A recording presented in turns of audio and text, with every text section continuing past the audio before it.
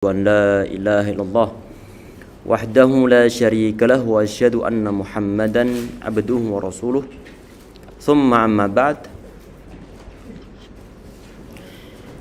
Ikhwah sekalian, insyaallah dirahmati oleh Allah Subhanahu wa taala. Insyaallah yang di Zoom sama YouTube jelas insyaallah. Alhamdulillah. Bismillahirrahmanirrahim. Insyaallah kita lanjutkan pembahasan hadis yang keempat. Kemarin kita yang keenam, yaitu yang berkaitan tentang masalah seekor anjing yang meminum air di dalam bejana salah seorang di antara kita. Maka kemarin oleh Nabi Muhammad SAW disuruh untuk mencuci sebanyak 7 kali, salah satunya dengan menggunakan tanah. Ini kemarin telah kita bahas. Dan juga beliau telah membahaskan tentang masalah istilah al-kalb ataupun istilah anjing. Anjing itu mempunyai suatu pengertian sebagaimana hewan yang kita fahami, yang disebut sebagai anjing, ataupun hewan-hewan buas yang lainnya juga kadang-kadang digunakan ataupun menggunakan disebut sebagai istilah anjing. Kemarin diantaranya Nabi Muhammad, beliau pernah berdoa jelek untuk Utbah ibn Abi Lahab. Allahumma sallit alaihi kalban min kilabik. Ya Allah, mohon engkau kuasakan dia salah seorang anjing dari anjing-anjing ciptaanmu. Yang kemarin yang telah kita kisahkan bahwa Utbah ibn Abi Lahab, dia itu mencaci maki Nabi Muhammad SAW. Maka kemudian beliau mendoakan dengan doa tersebut. Realitanya kemudian ada suatu hadisnya yang dihasankan oleh Al-Imam Ibn Hajar Asqalani rahimahullah dan juga ulama-ulama yang lainnya, bahwa kisahnya itu Utbah ibn Abi Lahab di saat dia bermusafir ke Syam, kemudian berhenti di suatu tempat, dia takut tentang doa Nabi Muhammad.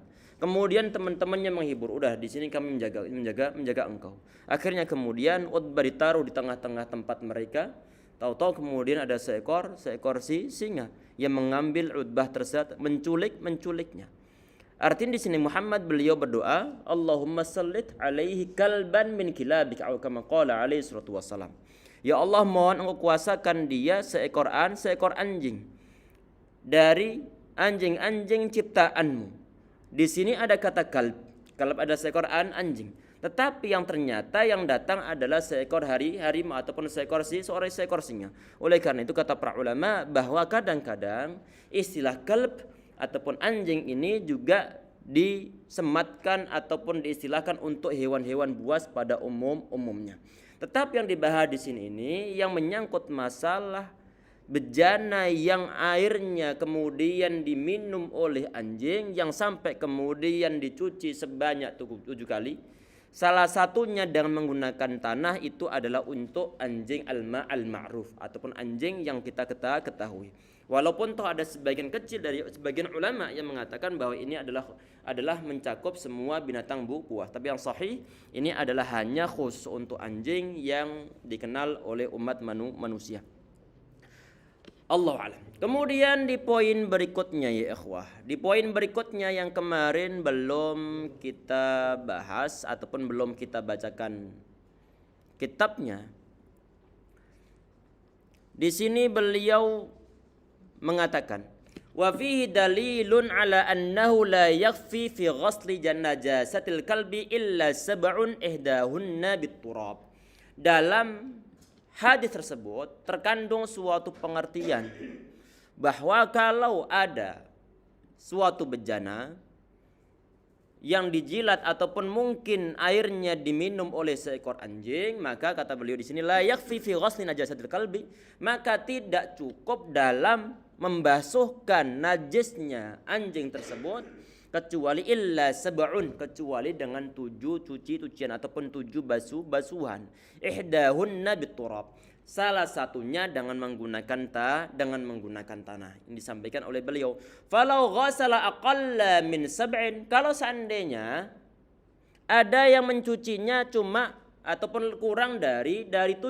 Kata beliau di sini fala lam yujzi, maka tidak cukup. Artinya 7 ataupun bilangan 7 ini merupakan suatu keharusan. Walau ghasalaha mi'ata marratin bila turabin lam yajuz aidha. Sebentar di sini falau ghasala aqalla min sab'in lam yajuz. Ini bisa dibaca lam yuzzi, bisa dibaca lam yajuz. Ini tapi secara akhirnya di sini lam yajuz, maka enggak diperbolehkan. Artinya kalau kita mencuci tadi itu, mencuci anjing ataupun jilatan dari anjing tersebut dicuci lebih dari ataupun kurang dari 7, maka lam yajuz tidak diperbolehkan. Walau ghasalaha mi'ata marratin bila turabin, kalau seandainya ada orang dia itu mencucinya sebanyak 100 kali, bila turabin, tanpa disertai dengan debu ataupun tanpa disertai dengan tanah, lam yajuz aidha, maka tidak diperbolehkan. Artinya tentang bilangan 7 ini suatu keharusan untuk menghilangkan najis yang dari jilatan seekor anjing. Kemudian di sini beliau mengatakan wa yaqum maqamat turabi al-usnan ataupun al-ashnan wa nahwuhu. Di sini beliau membahas, ini juga dibahaskan oleh para ulama. Masalah apa? Masalah apakah tanah ini memang suatu keharusan ataukah ada materi yang lain yang bisa digunakan untuk menggantikan tanah ini.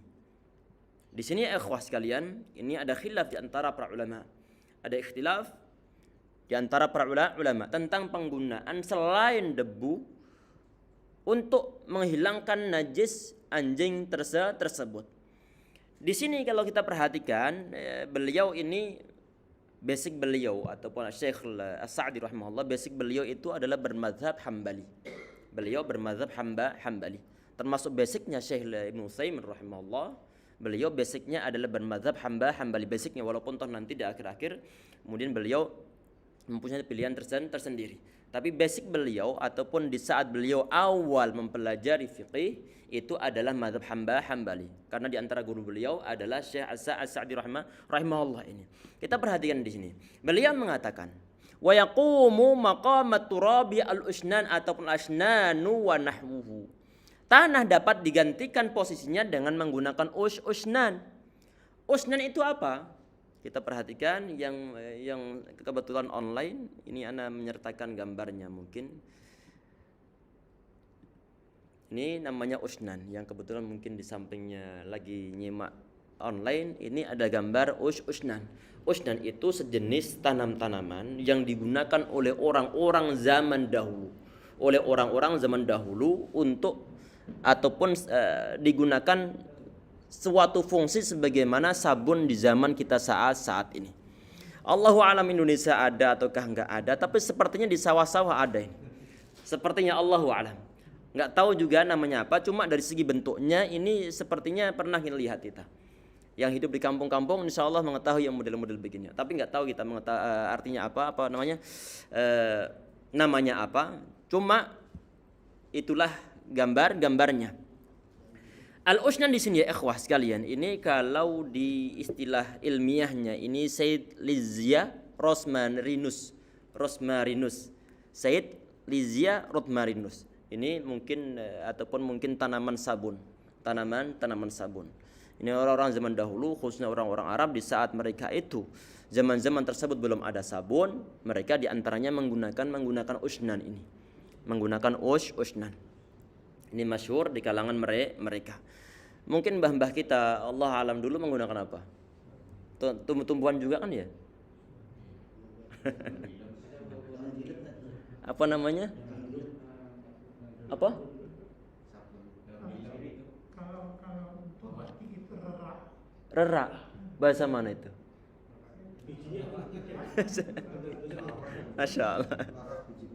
Biji-bijian ya. Masya Allah. Jadi punya tanaman-tanaman tersebut berdasarkan pengalaman mereka. Kalau orang Arab di sini menggunakan ushnan. Di sini kata beliau rahimahullah, kata Syekh Sa'di rahimahullah, jadi tanah itu di sini dapat digantikan posisinya dengan menggunakan ushnan ataupun ashnan di sini. Artinya di sini ataupun di sini yang sejenisnya. Sejenisnya di sini kalau kita perhatikan bahwa termasuk di antaranya adalah Syekh Ibnu Utsaimin rahimahullah, beliau di antara para ulama yang lebih cenderung memilih pendapat tentang ketidakharusan menggunakan tanah digunakan sebagai apa? Sebagai pembasuh yang ketujuh ataupun yang digunakan untuk menghilangkan najis. Bisa digantikan posisinya dengan menggunakan sabun ataupun sejenisnya, termasuk tadi ini adalah ushnan. Tadi yang kita sampaikan ya ikhwah, tadi ini ada khilaf di antara para ulama. Kalau dalam mazhab Syafi'i wajib hukumnya menggunakan tanah tersebut dijadikan sebagai salah satu di antara hal yang perlu untuk menghilangkan najis sebanyak 7 kali tadi itu. Karena kata mereka Nabi Muhammad beliau telah menyebutkan hal semacam itu. Artinya dalam mazhab Syafi'i di antara hujjah mereka, Nabi Muhammad jelas-jelas telah menerangkannya. Telah membuat ta'yin, telah membuat spesifikasi tentang hal yang bisa digunakan untuk menghilangkan najis seekor anjing ataupun bekas jilatan seekor anjing. Dan di antara hujjah mereka, ushnan itu sudah zaman dulu sudah ada. Tapi Nabi Muhammad beliau mengkhususkan turab ataupun mengkhususkan tanah dijadikan sebagai penghilang najis anjing disertakan dengan 7 basuhan tadi itu. Ini ikhwah sekalian tentunya tadi kita sampaikan ada khilaf di antara para ulama. Apakah ulama mazhab ada yang mengatakan tentang kebolehan menggunakan selain debu untuk menghilangkan najisnya? Ada, yaitu ulama-ulama mazhab Hambali. Ulama-ulama mazhab Hambali. Syekh Sa'di rahimahullah basic beliau bermazhab Hambali. Jelas insyaallah. Jadi sini adalah khilaf di antara para ulama. Kemudian kalau kita lihat fatwa Syekh Mubaz rahimahullah, lakinil ula as-sahhu li'anna ma ba'da yuzilu athar at-turab. Kita perhatikan di sini ya ikhwah sekalian. Ini adalah al-ula, yang lebih utama adalah dengan menggunakan debu. Kalau seandainya ada. Kalau seandainya kebetulan nggak ada, mungkin faktornya adalah semua area itu najis misalnya, sehingga susah untuk menggunakan tanah, maka bagaimana? Udah menggunakan ushnan tadi nggak jadi masalah.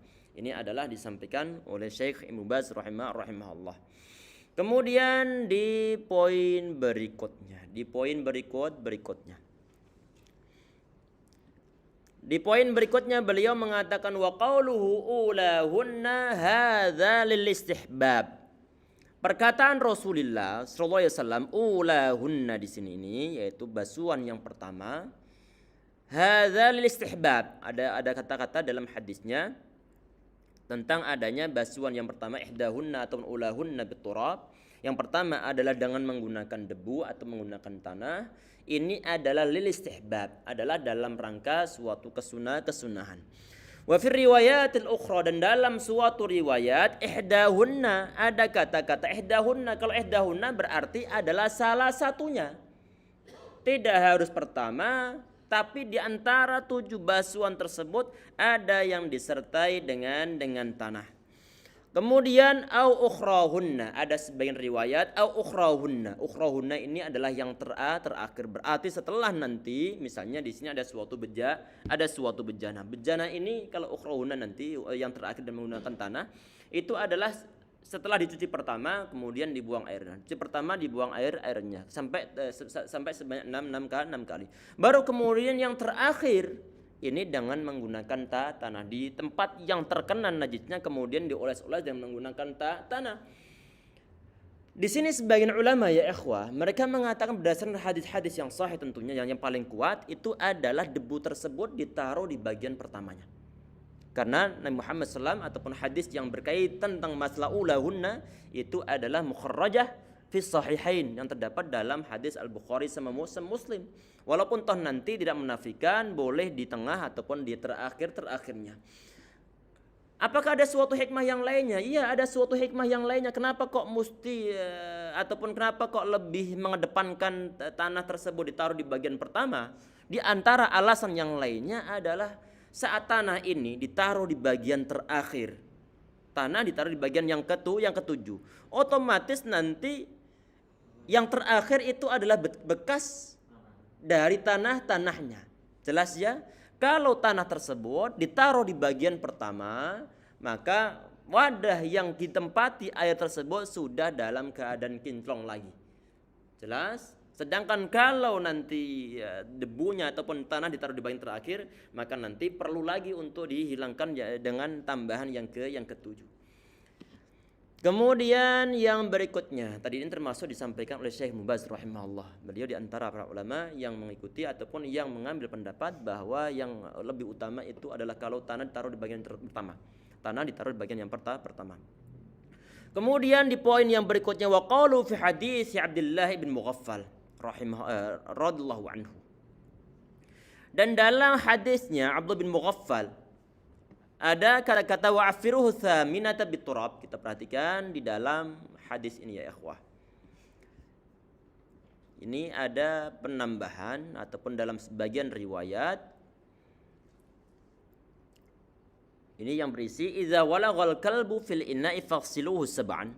Kalau seekor anjing itu dia menjilat wadah kalian atau wadah di dalam satu wadah faghsiluhu sab'an, maka hendaklah kalian basuh ataupun cuci sebanyak 7 kali.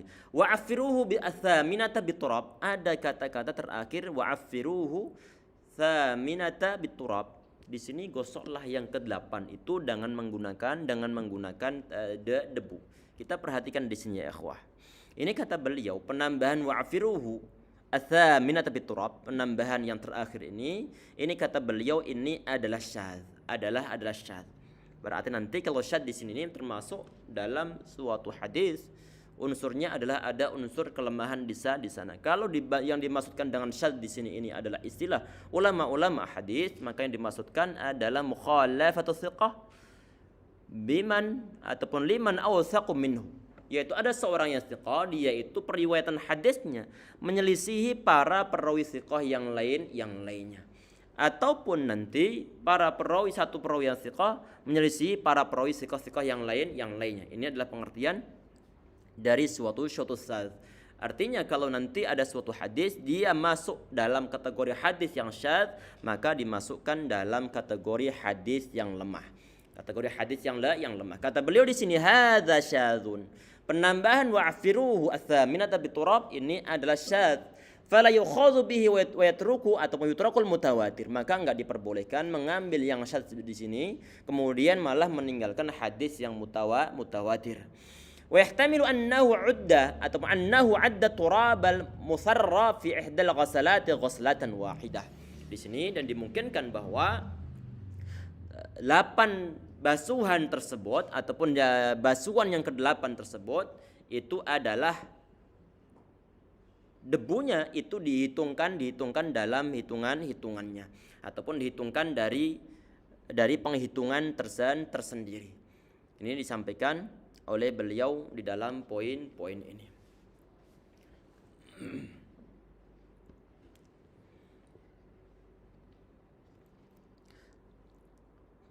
Kemudian di poin berikutnya, wa amma sairun najasati ghairu najasatil kalbi wa nahwihi. Adapun najis yang lainnya selain najis anjing ataupun semisalnya, fayakfi fi dzalika izalatu ainin najasati, maka cukuplah nanti dalam menghilangkannya yaitu dihilangkan ainun najasah. Ainun najasah itu apa? Zat dari najisnya. Kalau di sana kelihatan najisnya itu berupa apa segini sini? Peringkilan? Apa namanya? Perongkol-perongkolan misalnya, perongkolan bongkahan ataupun mungkin berupa kelihatan seperti segede kelereng ataupun seujung jari, maka itu nanti yang perlu untuk dihilangkan walau bimarratin wahidah, walaupun toh cuman sekedar 1 kali saja. Kalau 1 kali ini sudah hilang, maka cukup untuk najis-najis yang lainnya. Tidak harus menggunakan sampai 7 kali basuhan. Berarti termasuk misalnya kalau seandainya kita mengikuti pendapat kotor-kotoran hewan-hewan yang bisa dimakan seperti misalnya kambing, kemudian sapi, kemudian ayam. Kemudian kita mengikuti pendapat yang mengatakan bahwa mereka itu semua nanti kotor-kotoran adalah najis. Maka bagaimana? Maka kalau di sana nanti di suatu tempat tersebut yang mau antum gunakan untuk sholat, kok ada najisnya, maka perlu untuk dihilangkan zat najisnya tersebut. Kalau berupa kelihatan materinya, maka perlu untuk dihilangkan. Sampai kemudian baunya menjadi hilang, materinya juga hilang. Ini adalah pendapat dari mayoritas para ulama. Walaupun toh cuman dengan sekali cucian saja sudah hilang, maka cukup sekali saja. Li'annahu lam yarid laha tahdidun bis-sab'i, karena tidak ada pembatasan tentang masalah bilangan yang 7 kali basuhan dalam apa? Dalam hal menghilangkan najis-najis selain najis seekor anjing.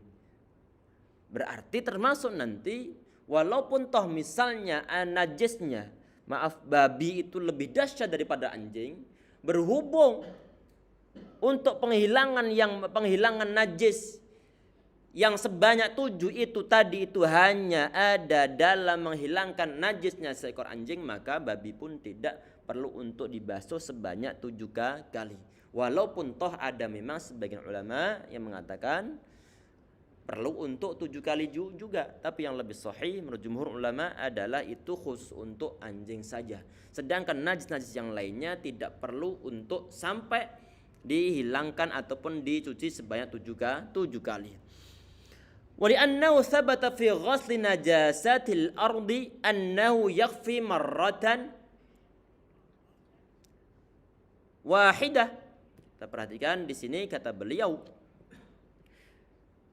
dalam menghilangkan najis suatu tanah, ada suatu hadis yang berkaitan diantaranya misalnya tentang masalah ada orang Badui, hadis yang sangat masyhur dan sering kita mendengarnya. Ada orang Arab Badui, kemudian dia datang ke masjid, tahu-tahu kemudian dia buang air di sana. Fazajarahun nas. Para sahabat saat itu mereka mau untuk mengusirnya, mau untuk mengusirnya, tapi dilarang Nabi Muhammad SAW.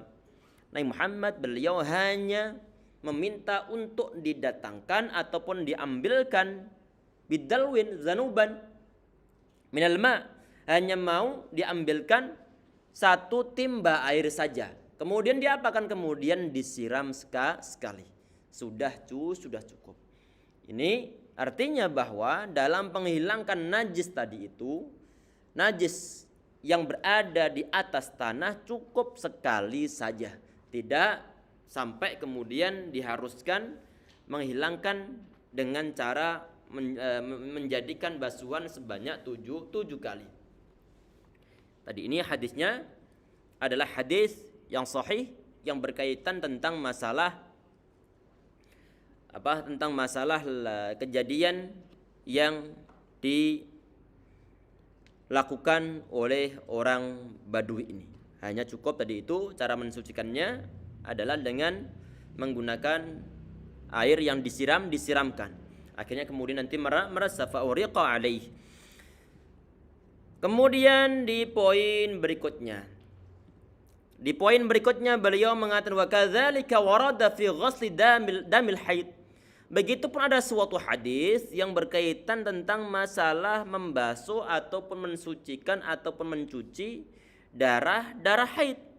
Ada suatu hadisnya pun hadis yang sahih diriwayatkan oleh Asma binti Abu Bakar As-Siddiq radhiyallahu anha. Beliau suatu saat nanya kepada Nabi Muhammad sallallahu alaihi wasallam, "Ihdana yusibu thawbaha min damil haid ataupun haid. Kaifa tasna'u bihi?" Ya Rasulullah, ada salah seorang di antara kami, kaum wanita. Dia itu terkena darah haid mungkin di pakaiannya. Ini bagaimana cara menghilangkannya? Bagaimana cara mensucikannya? Nabi Muhammad kemudian beliau mengatakan tahuttuhu. Tahuttuhu itu adalah mengerik darahnya. Setelah darahnya kering kemudian dikerik. Kemudian summa taqrusu bil ma, kemudian bilaslah dengan air. kemudian dikasih air, kemudian dikucek kembali. Setelah dikucek baru kemudian summa namdahuhu summa yusalli fihi, kemudian baru dicuci. Setelah itu bagaimana? Summa tusalli fihi, kemudian dia ataupun wanita tersebut yang terkena darah haid baru kemudian dia diperbolehkan untuk menggunakan pakaian tersebut digunakan untuk sholat. Summa tusalli fihi. Kemudian di hadis berikut ataupun di poin berikutnya beliau mengatakan annau yakfi qarsuhu wa ghusluhu. Kata beliau di sini ini, jadi yang terkena darah haid tadi itu berdasarkan riwayat yang sahih tadi ini kesimpulannya adalah cukup untuk membasuh, cukup untuk dikerik kemudian dibasuh, dicuci. Walam yushtarat adadun, dan tidak disyaratkan adanya bilangan cucian sebanyak 7. Wa ma hadis Ibnu Umar radhiyallahu anhu, adapun ada suatu hadisnya hadis diriwayatkan oleh Ibnu Umar, umirna bi ghaslil anjasi sab'an. Kata beliau di sini ini kami diperintahkan, ini termasuk hadisnya istilahnya adalah hadis yang mauquf karena bersumberkan dari seorang sahabat. Tapi di sini secara hukumnya hadisnya adalah marfu hukman. Artinya sebagaimana Nabi Muhammad beliau menyabdakannya, karena kenapa? Saat seorang sahabat dia itu bilang umirna, kami diperintahkan, maka yang perintah itu siapa? Adalah Rasulullah sallallahu alaihi wasallam. Oleh karena itu, model-model hadis yang semacam ini walaupun toh secara casing luarnya dia itu hadisnya adalah hadis mauquf, cuma hukumnya adalah marfu' hukman. Sebagaimana hadis marfu' secara hukumnya. Kemudian ini apakah hadis marfu ataupun hadis mauquf ini sudah bisa langsung dihukumi sahih itu enggak sahihnya? Tidak bisa hadis yang marfu tidak bisa langsung dihukumi bahwa hadisnya adalah hadis yang sahih. Artinya kalau ada suatu hadis memang sumbernya dari Rasulullah, tertulis dalam kitab-kitabnya misalnya. Apakah bisa langsung serta-merta dihukumi bahwa hadisnya adalah hadis yang sahih? Belum tentu. Karena perlu diteliti terlebih dahulu apakah perawinya ini. Semua ulama yang membawa ataupun yang meriwayatkan hadis ini dari Nabi Muhammad, kemudian ke sahabat, kemudian ke para tabi'in, kemudian tabi'ut tabi'in, sampai penulis kitabnya misalnya Al-Bukhari rahimahullah, ataupun ulama-ulama hadis yang lainnya, apakah nanti para perawinya itu thiqah ataukah tidak? Kalau seandainya thiqah dan misalnya sanadnya tersambung dan juga adlun dhabitun, hafalannya kuat dan termasuk orang yang adil, maka baru kemudian diklaim bahwa hadisnya adalah hadis yang sahih. Kalau tidak, misalnya ada suatu hadis, cuman di sana ini ada sebagian perawi yang enggak disebutkan namanya, maka jelas hadisnya adalah hadis munqati', terputus sanadnya, maka masuk dalam kategori hadis yang lemah. Ini tadi yang kita sampaikan adalah pembahasan dari segi sumber hadisnya dari mana. Saat sumber hadisnya adalah dari seorang sahabat, maka hadisnya disebut sebagai hadis mauquf. Kalau sumbernya adalah dari Rasulullah, beliau yang ngomong, beliau yang bicara, beliau yang melaksanakan, beliau yang menetapkan, maka nanti hadisnya adalah hadis yang marfu karena sumbernya dari beliau. Kalau sumbernya adalah dari seorang sahabat, maka disebut hadisnya adalah mauquf. Jelas insyaallah ini ya. Untuk yang model begini, mauquf memang cuma berhubung ada kata-kata umirna, kami diperintahkan. Untuk apa? Untuk mencuci najis sebanyak 7 kali basuhan atau 7 kali cucian. Maka hadisnya ini walaupun mauquf secara hukumnya sebagaimana hadis yang marfu'. Oleh para ulama ahli hadis dikenal dengan istilah marfu' hukman. Al-marfu' hukman. Marfu' secara hukumnya walaupun casing luarnya dia hadisnya adalah hadis yang mauquf. Kemudian itu dari segi sumbernya, sumber hadisnya. Setelah dilihat dari segi apakah ini hadisnya hadis sahih ataukah tidak, kita perhatikan di sini. Kata beliau di sini ini, kata Syekh Al-Sa'di rahimahullah, fa huwa maudhu'.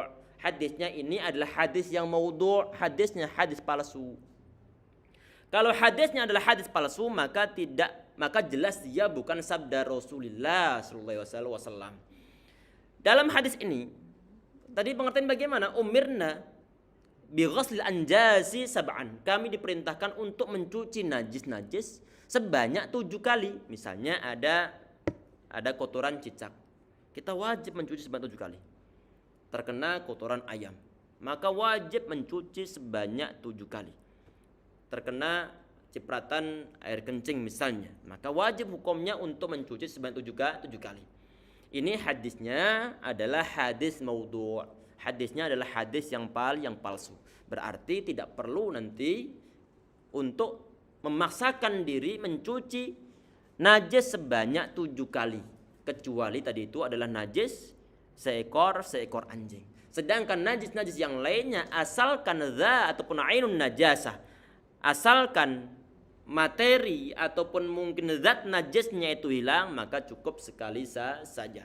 Kalau nggak cukup sekali baru nanti ditambah sampai kemudian dia benar-benar hilang. Tadi ini disampaikan oleh Syekh As-Sa'di rahimahullah bahwa hadisnya adalah hadis maudhu'. Kata Syekh Nusaimin la sihhata lahu.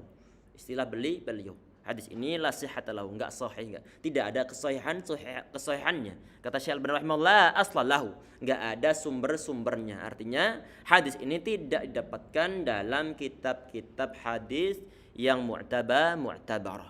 Jelas insyaallah nih ya. Kemudian di poin ataupun di paragraf yang terakhir dalam pembahasan beliau, wa amma atharul kalbi fi saidi, adapun ini bekas anjing fi saidi dalam binatang buruan. Kan begini ya ikhwas sekalian. Anjing itu ada celah bagi kita ataupun bagi umat Islam untuk menjadikan sebagai binatang atau membantu untuk berburu. Hukumnya halal. Asalkan perlu perhatikan di antara syarat-syarat yang disampaikan oleh para ulama berdasarkan hadis-hadis yang sahih itu adalah hendaknya anjing ini kalbun muallam. Artinya anjingnya ini adalah anjing yang memang terlatih. Kalau enggak terlatih, maka bagaimana? Maka tidak halal hukumnya. Anjing yang tidak terlatih itu yang bagaimana? Di saat disuruh berhenti, misalkan anjing yang terlatih dulu nih. Anjing yang terlatih di saat disuruh berhenti atau disuruh untuk ngelepasin binatang buruan akan langsung dilepaskan. Saat suruh ngejar akan langsung ngejar. Saat suruh berhenti akan langsung berhenti. Udah dapat binatang nih, udah dapat rusa misalnya atau mendapatkan seekor kelinci. Saya mendapatkan seekor kelinci, kemudian disuruh ngelepasin, langsung dilepasin tuh.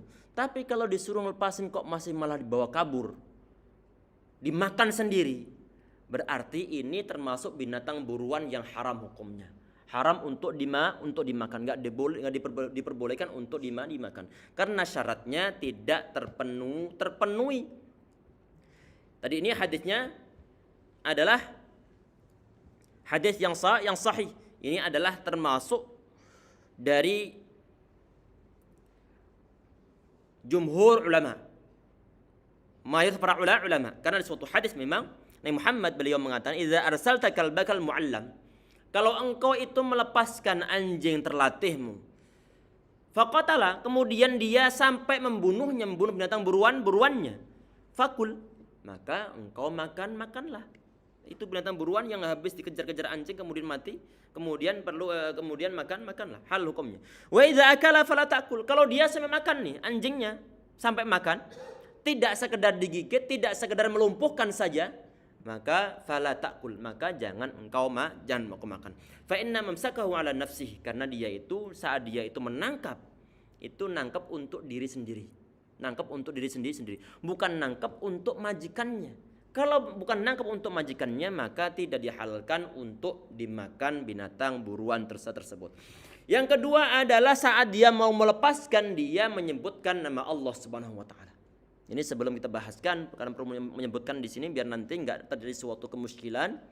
Di saat ada pernyataan dari beliau di sini disampaikan di sini di poin di paragraf keempat, bekas gigitan anjing yang untuk buruan.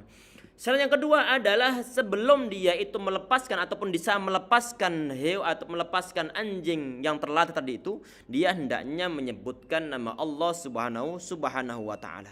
Berarti di situ itu adalah sebagaimana yang disebutkan oleh Allah Subhanahu wa taala, wazkuru smallahi alaihi, dan kalian sebutkanlah nama Allah Subhanahu wa taala saat melepaskan anjing buruan tersebut. Kemudian yang ketiga adalah tadi itu hendaknya anjingnya ini dia itu adalah tidak makan sesuatu dari binatang yang diburu. Tayyib. Ini misalnya sebagian di antara kita menggunakan anjing tersebut untuk berburu. Misalkan kita berada di suatu daerah yang di pedalaman, kita seorang muslim misalnya. Maka kita menggunakan anjing tersebut, anjingnya terlatih. Kemudian dia itu menggigit binatang buruannya. Bekas gigitannya itu bagaimana? Ini yang dibahas oleh Syekh Sa'di rahimahullah. Kata beliau di sini, wa amma atharul kalbi fi saidi, adapun bekas anjing yang masih nempel ataupun yang bekas gigitannya di binatang buruan, falam yu'mar bi ghaslihi, maka tidak diperintahkan untuk mencucinya. Ini adalah bal huwa tahirun li ajli hajah. Karena itu hukumnya adalah tahir karena memang suatu keperluan. Ini yang kita sampaikan ya ikhwah, ini pun adalah ada khilaf di antara para ulama. Tadi kita sampaikan ini beliau adalah bermadzhab Hambali. Bermadzhab Hambali ataupun basic beliau adalah mazhab Hambali. Walaupun di akhir-akhir nanti beliau lebih cenderung mempunyai suatu pilihan tersendiri. Tapi di sini nih ya ikhwah sekalian bahwa beliau ini basic beliau adalah bermadzhab Hambali, sehingga jangan heran kalau seandainya sebagian kaul beliau, pendapat beliau itu pun nanti dasarkan ataupun sebagaimana kaul-kaul dalam mazhab Hambali. Sedangkan kalau dalam mazhab Syafi'i ini adalah perlu untuk dicuci sebanyak 7 kali, salah satunya dengan menggunakan tanah tadi itu. Habis itu kemudian silakan untuk digoreng ataupun dimasak. Jelas insyaallah ya. Ini sedikit perbedaan antara, jadi nanti nih ya ikhwah sekalian, kita membahas kitab ini nanti ana buat perbandingan nanti antara mazhab Syafi'i sama pilihan beliau dan juga mazhab Hambali saja insyaallah. Jelas ya? Allahu a'lam. Semoga udah azan? Udah bel kayaknya. Iya. Nah. Semoga bermanfaat insyaallah ya ikhwah. Ini adalah untuk sesi yang pertama. Nanti sesi yang kedua kita buka tanya jawab secara singkat insyaallah, menjawab 1 ataupun 2 buah pertanyaan. Untuk sesi pertama kita cukup sekian dengan doa kafaratul majlis. Subhanakallahumma bihamdika asyhadu an la ilaha illa anta astaghfiruka wa atubu ilaik. Assalamualaikum warahmatullahi wabarakatuh.